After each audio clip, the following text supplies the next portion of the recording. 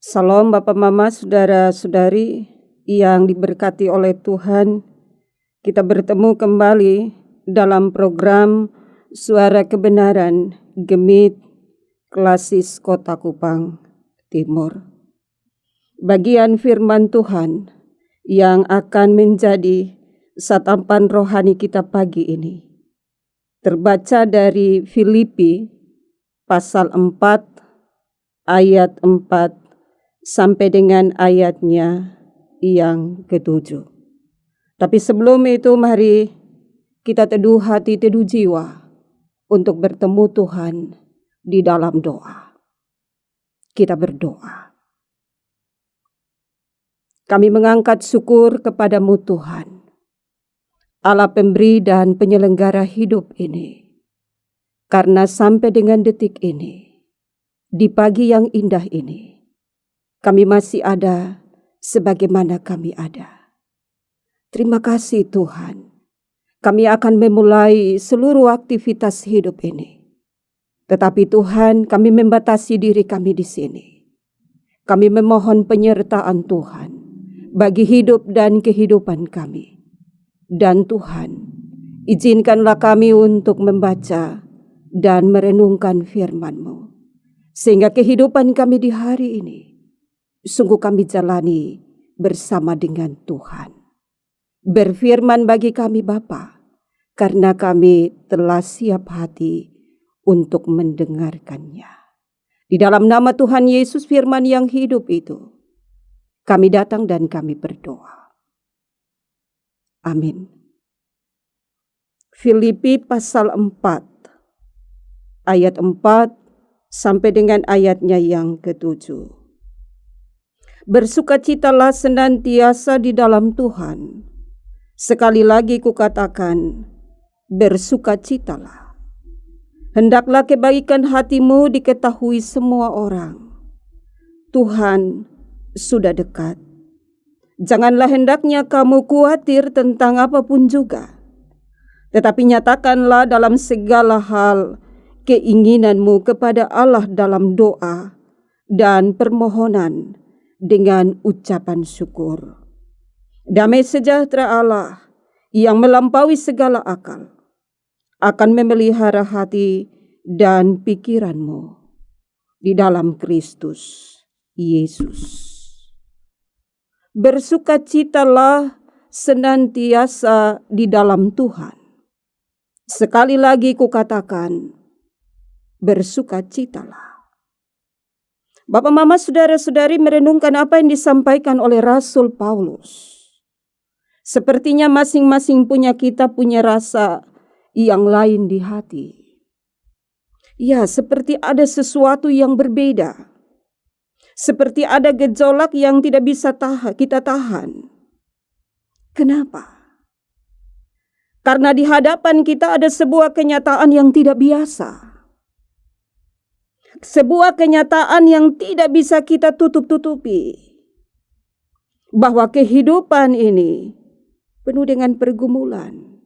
Kehidupan ini penuh dengan persoalan. Hidup ini sementara kehilangan sukacita.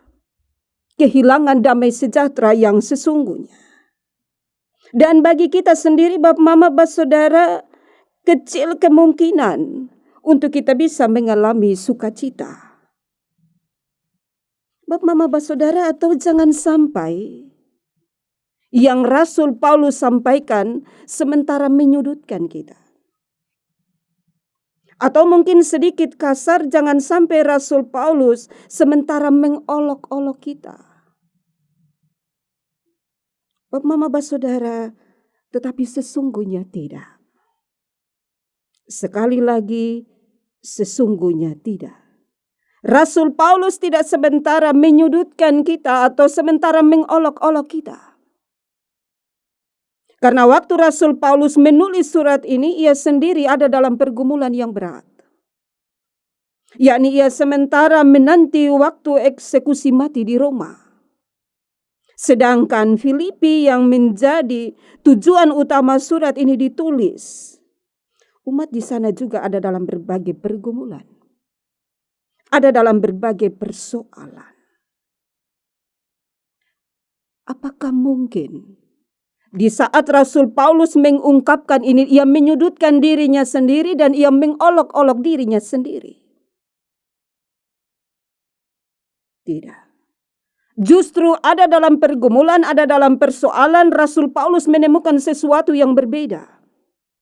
Rasul Paulus menemukan sesuatu yang tidak biasa. Dan itu yang menjadi rahasia besar yang tersimpan di dalam Filipi 4 ayatnya yang keempat. Yakni di dalam persoalan Rasul Paulus menemukan Tuhan. Ya, Rasul Paulus sungguh menemukan Tuhan. Pengalaman iman Rasul Paulus membuktikan bahwa benar ia ada di penjara. Dan kematian ada di depannya. Tetapi ia masih bisa berbagi dengan sesamanya. Teristimewa yang ada di Filipi, di Korintus, juga di Kolose. Ia ada di penjara tetapi lewat suratnya ia mampu melihat dunia luar sana dengan perkembangannya secara baik. Lebih daripada itu, walaupun ia ada di penjara, ia selalu merasakan relasi intim, relasi yang indah dengan Tuhan. Ia mampu berbagi rasa dengan Tuhan tanpa ada yang bisa menahan juga membatasinya.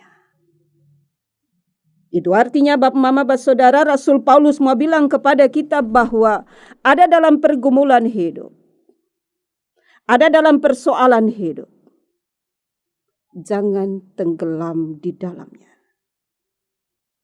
Sebaliknya ada dalam pergumulan dan persoalan hidup, bersukacitalah di dalam Tuhan. Ada dalam pergumulan hidup, ada dalam persoalan hidup, jangan diratapi, tetapi diberi arti. Benar Bapak Mama Bapak Saudara, tidak mudah bersukacita di dalam Tuhan.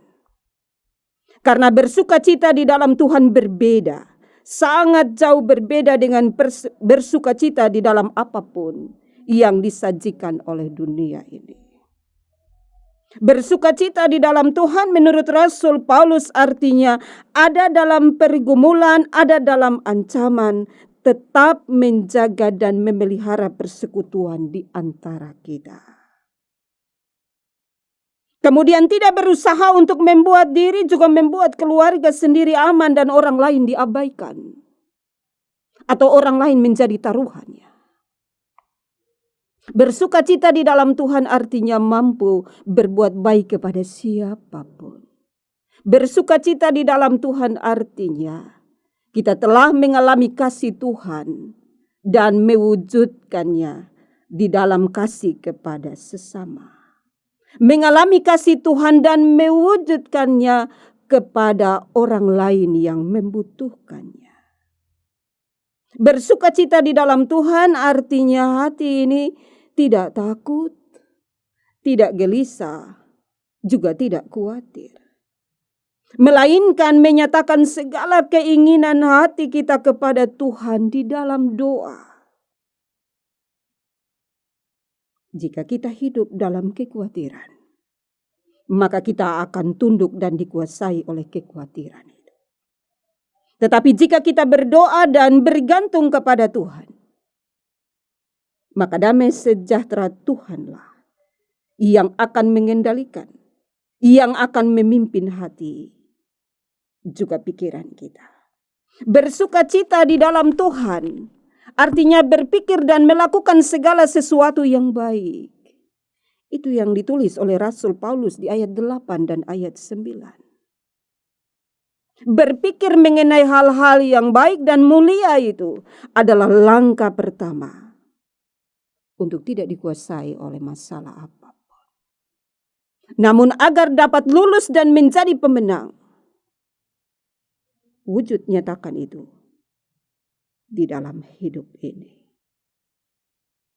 Bapak, Mama, Bapak, Saudara, bersukacita di dalam Tuhan adalah pilihan sekaligus keputusan iman kita. Bersukacita di dalam Tuhan adalah pilihan sekaligus keputusan iman kita. Keputusan untuk memilih ada di tangan kita masing-masing. Teristimewa keputusan kita di hari ini. Dalam menjalani kehidupan hari ini. Marilah pakai kesempatan ini dengan baik. Karena hanya dengan cara memilih yang tepat, maka sukacita yang sesungguhnya menjadi bagian kita. Sedangkan pergumulan dan persoalan yang kita hadapi adalah tanda bahwa itu cara Tuhan untuk membuat kita untuk selalu bersukacita di dalamnya. Amin. Mari kita satu di dalam doa. Kita berdoa. Ya Allah pemilik kehidupan, terima kasih untuk sukacita yang senantiasa Engkau taruh di hati kami masing-masing. Hari ini sungguh Engkau mengingatkan kami bahwa pilihan untuk hidup ada dalam sukacita. Engkau siapkan bagi kami. Tinggal sekarang, kami mau mengambil keputusan itu atau tidak. Tetapi dalam rasa sukacita dan percaya sungguh kepadamu Tuhan. Kami memilih, kami mengambil kesempatan ini untuk bersukacita hanya di dalam-Mu. Ya Bapa Surgawi, kami akan melanjutkan kehidupan kami di hari ini.